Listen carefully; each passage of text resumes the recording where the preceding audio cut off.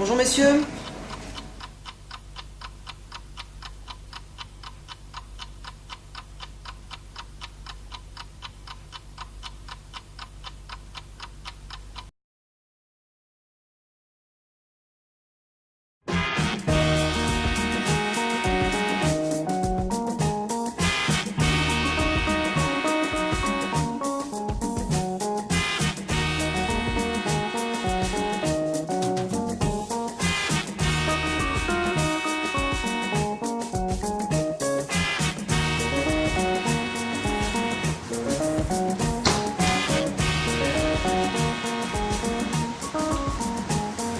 Eh Log, ça fait longtemps que t'attends?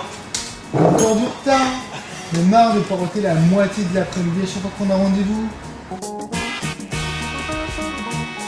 Surtout que pour une fois, on est sur un gros coup, un gros contrat. L'occasion réelle et ultime de se sortir les doigts du cul, c'est notre chance ce contrat. Si ça marche, on devient les rois du pétrole. On compte pas sur moi pour faire des bisous sur Marseille. Moi, je me barre de la ville et je m'envole pour les States. Ouais, je sais, ouais. À toi, Ellie. Le dimanche matin, un grand milkshake fraise à la main, tu t'installes sur un banc et tu mates les petites californiennes faire du roller en maillot de bain. Ta gueule, tête de nœud, hâte de parler comme si tu te croyais dans un film. Là, c'est un gros contrat. On va peaufiner les moindres détails, assurer les finitions. On encaisse et après, on sortira les gros cigares. Ok, Doumé, je m'excuse, je me suis emballé. N'empêche que ce gars-là, je le sens pas. J'ai fait ma petite enquête, tu sais. Je me suis renseigné, je connais du monde moi dans le coin. Personne qui le connaît, personne qu'on a jamais entendu parler. Alors, je sais pas, je fais pas confiance. C'est avant les gars, c'était du réglo, les gens de la vieille école. Tu leur donnais un truc, ça marchait. Maintenant les mecs, ils ont un contrat, ils encaissent et puis après c'est ciao bonsoir, volatilisé, hop dans le marais. Alors voilà, je sais pas, je le sens pas moi ce cas-là, je le sens pas. On n'a pas le choix. De toute façon, moi, passer à côté d'une occasion pareille, je m'y refuse. On va rester le cul assis sur ses banquettes et on va l'attendre, ce type. Calme-toi, t'es trop nerveux. On n'a jamais vu quelqu'un se barrer juste avant de prendre le magot. Et moi, je compte pas être le premier. Qu'est-ce que je vous sers? Mettez-moi un café. Lequel que vous voulez de café? Un café? T'es dans un café spécialisé dans les cafés ici. Ils ont des milliers de variétés de café. Des cafés importés du monde entier, du Mexique, du Guatemala, du Suriname, du Salvador, du Brésil, de l'Uruguay, de Zambie, du Kyrgyzstan, Tasmanie. Ils m'ont même servi un café des îles Cook la dernière fois, tu te rends compte? Le seul endroit que tu trouveras pour te faire servir un café des îles Cook, si tu te dis comme ça, soudainement, ferait bien un petit noir des îles Cook. Eh ben c'est ici. Ça se trouve en moi les îles Cook? Non. Moi je connais le Liechtenstein, le nord de l'Ouzbékistan. Vous avez du café du Liechtenstein? Ouais, mais il a été torréfié à Antananarivo. Alors, ça dépend des gens, mais c'est un goût étrange quand même. Hein. Ouais, bah non. Comprends que si tu peux pas commander un café tout court ici, tu les offenses, c'est des mecs qui bossent pour que tu puisses t'offrir le café qui te ferait plaisir. Et toi, comme ça là, tu commandes un café tout simplement? Non, expliquez-lui là, mademoiselle, parce que moi, ça me dépasse. Aujourd'hui, c'est la journée du café italien, spécial départ de Berlusconi. 2 cafés pour le prix d'un. En plus, si vous êtes une jeune fille de moins de 16 ans, vous avez la chantilly gratuite. Bon, en même temps, je vais pas vous faire l'histoire du café à votre ami. Hein. Écoutez, je vous laisse, et puis vous m'appelez. Hein. Choisis pour moi, je prends pareil que toi. Non, ça va pas.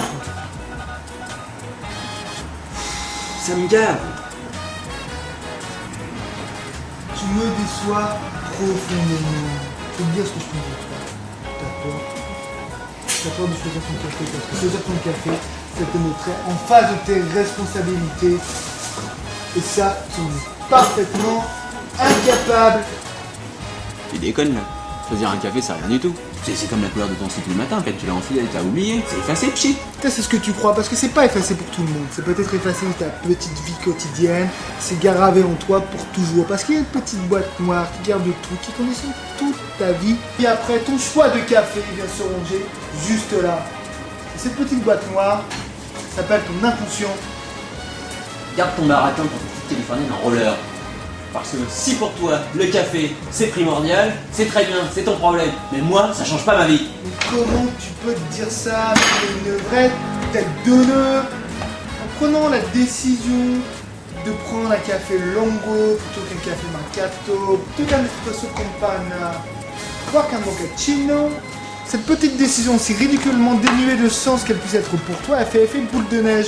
En choisissant ton café, tu te dresses devant la vie comme un adulte capable de prendre ses responsabilités et d'assumer ses choix devant le reste du monde. Si tu n'en es pas capable, c'est la porte ouverte à la déchéance. Autrement dit, qui vole un œuf vole un bœuf. Qui ne choisit pas son café court à la médiocrité. Choisis ton café, choisis pour moi. De toute manière, un café, c'est un café. Je vois pas en quoi ça peut poser un problème. C'est pas comme si je me prenais pour un Texan et que je me trimballais dans la rue avec un chapeau de cow-boy toute la journée H24. Là, j'aurais vraiment l'air ridicule. On fume pas ici. Ah, tu vois, c'est pour ça. On nous réduit déjà tellement nos libertés que on peut plus fumer dans les bars, on peut plus fumer dans les trains. Tu veux aller faire un petit côté romantique à ta bourgeoise, on t'en empêche avec les contrôleurs. Merde alors. Un café, c'est un café, c'est bon. C'est pas la peine de faire une dérive métaphysique sur le sens du café. Tu sais moi pourquoi je suis là? Parce que le boss il m'a dit de venir. Et moi le boss, il sait. Je suis réglo, je tiens les trucs et j'irai jusqu'au bout, d'accord. Mais c'est pas me prendre la tête sur une histoire de café. Parlons-en du boss. Tu vois, le boss, quand il choisit son café, il a sa manière, son style. Et ça, c'est la marque des grands de ce monde. Parce que eux, ils ont leur style. Et le style du boss, c'est l'authenticité. Tu comprends l'authenticité? C'est un peu comme le Cowboy Marlboro avant l'interdiction des publicités pour les clopes.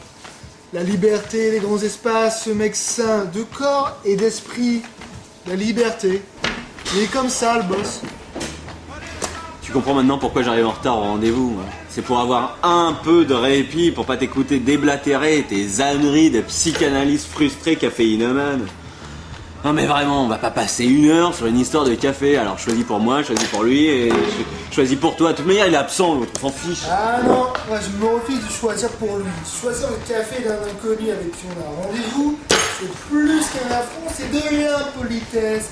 Le programme très mal. Mais tu le connais? De tous nos espoirs. Moi, si je le connais, très peu.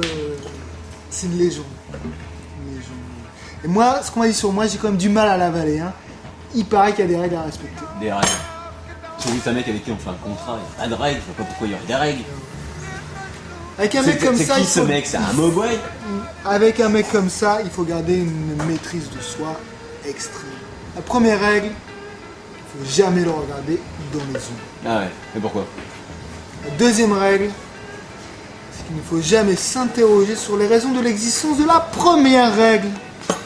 T'as fait tout un marathon métaphysique sur le choix du café, et après tu me donnes rendez-vous avec un mec pour lequel il y a des règles dont tu connais ni le pourquoi ni le comment.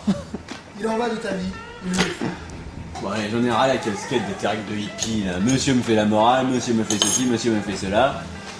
Eh ben moi, je regarde dans les yeux si je veux. Bonjour messieurs.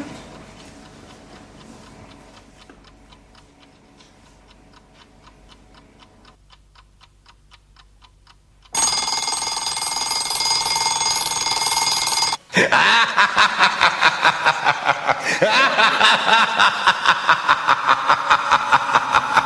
ha ha!